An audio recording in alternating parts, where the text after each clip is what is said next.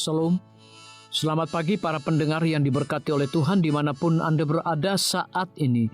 Kita akan sama-sama mendengarkan firman Tuhan melalui audio Renungan Pagi pada tanggal 6 Maret 2026 dengan judul James White Mengubah Pandangan Tentang Pernikahan. Sebelum kita melanjutkan bacaan renungan kita pada pagi hari ini, kembali saya mengajak semua para pendengar yang setia untuk berdoa bersama-sama. Bapa kami yang bersemayam di dalam takhta kerajaan sorga, saat ini Tuhan, kami ingin merenungkan firman-Mu ya Bapa. Kami sangat butuh kuasa Roh Kudus-Mu, agar kami mengerti dan kami memahami, dan kami praktekkan dalam kehidupan kami setiap hari. Terima kasih Tuhan Yesus, dengarlah doa dan permohonan kami Bapa, dan mau mengampuni segala dosa kami, karena kami sudah berdoa hanya di dalam nama Tuhan Yesus, Juru Selamat kami. Amin.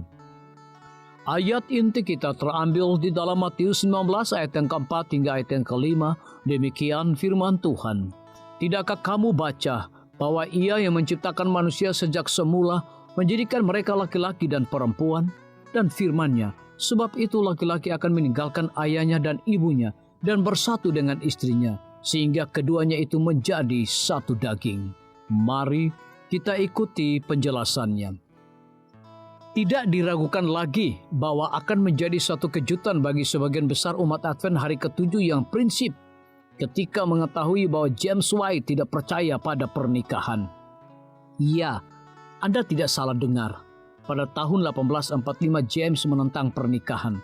Untuk itu, ia menerbitkan tulisan di Day Star bahwa pasangan Advent yang mengumumkan pernikahan mereka telah menyangkal iman mereka. Menurut White, pernikahan adalah tipu daya iblis. Saudara-saudara yang teguh di Maryland yang sedang menantikan kedatangan Kristus tidak boleh memiliki persekutuan dengan melakukan pernikahan. Dan mungkin Anda bertanya mengapa ia mengambil posisi seperti itu. Jawabannya muncul dalam kalimat berikutnya. Kami menanti penebusan dengan selalu berjaga-jaga. Fakta mengenal hal tersebut adalah bahwa ia mengharapkan Yesus akan kembali pada Oktober 1845. Selain itu, para penganut Advent mula-mula percaya bahwa waktunya sangat singkat. Dan dari perspektif itu, menikah dan membangun rumah tangga tampaknya sebagai penyangkalan iman akan kedatangan Yesus yang segera. Lagi pula jika Yesus datang pada saat yang mereka harapkan, maka tidak akan ada kebutuhan rumah dan pernikahan duniawi. James kemudian melaporkan bahwa sebagian besar saudara-saudara kita yang percaya bersama kita bahwa gerakan untuk persiapan kedatangan kedua merupakan pekerjaan Tuhan. Membuat mereka menentang pernikahan karena mereka percaya bahwa waktunya sangat singkat. Mereka menganggap bahwa menikah merupakan penyangkalan iman, karena langkah seperti itu tampaknya lebih memikirkan dan mengutamakan tahun-tahun kehidupan di dunia ini. Namun waktu terus berjalan, dan dengan itu muncul pula gerakan evaluasi ulang. Hasilnya, James dan Ellen menikah pada Agustus 1846. Alasannya karena Tuhan memiliki pekerjaan yang harus kami berdua lakukan, dan Ia melihat bahwa kami dapat saling membantu dalam pekerjaan itu.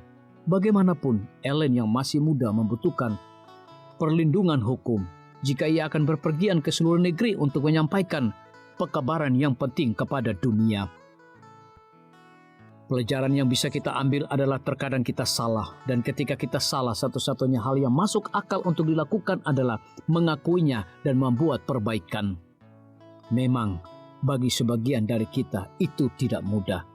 Tolonglah saya, Tuhan, untuk melihat tuntunan-Mu meskipun saya melakukan kesalahan. Tolonglah saya agar cukup rendah hati untuk memperbaiki diri saya sendiri saat saya berbuat salah. Biarlah bacaan renungan kita saat ini akan menjadi berkat bagi kita semua. Kembali saya mengajak semua para pendengar yang setia untuk berdoa bersama-sama.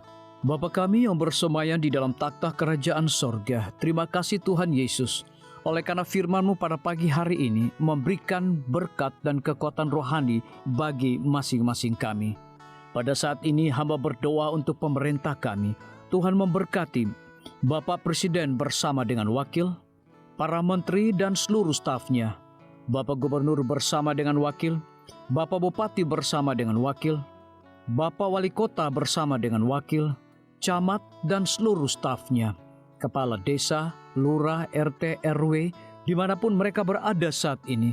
Kiranya Tuhan lindungi mereka, pelihara mereka, curahkan hikmat dan pengetahuan sorga kepada masing-masing mereka, agar mereka dapat menjalankan roda pemerintahan boleh sesuai dengan amanah dan titah daripada Tuhan sendiri. Pada pagi hari ini kami juga berdoa untuk para tim medis. Tuhan berkati dokter, perawat, bidan, farmasi, nutrisionis.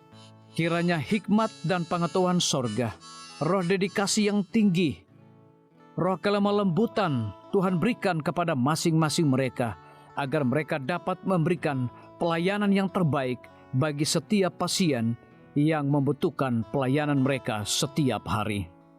Kami juga berdoa untuk guru-guru, kepala sekolah, siswa, mahasiswa, bahkan dosen di setiap lembaga pendidikan.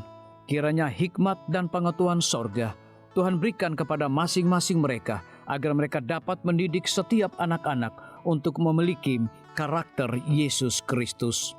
Hamba juga berdoa untuk TNI, Polri, PNS, wira swasta, petani, nelayan, ojek online dimanapun mereka berada. Kiranya berkat dan sukacita sorga Tuhan juga berikan kepada masing-masing mereka, agar mereka juga menjadi saluran berkat bagi sesama manusia. Para pendengar yang setia yang berulang tahun saat ini dimanapun mereka berada, biarlah dengan bertambahnya usia, mereka semakin hidup bersyukur dan berterima kasih kepada Tuhan setiap saat. Yang berada di dalam kebimbangan, ketidakpastian hidup, Tuhan berikan iman yang teguh dan pengharapan, agar mereka tetap percaya akan janji Tuhan setiap hari. Terima kasih Tuhan Yesus, dengarlah segala doa dan permohonan kami Bapa, dan mau mengampuni segala dosa kami, karena kami sudah berdoa hanya di dalam nama Tuhan Yesus, Juru Selamat kami. Amin. Demikian firman Tuhan yang telah kita dengarkan. Semoga hari ini menjadi berkat bagi kita semua. Sampai jumpa, Tuhan memberkati.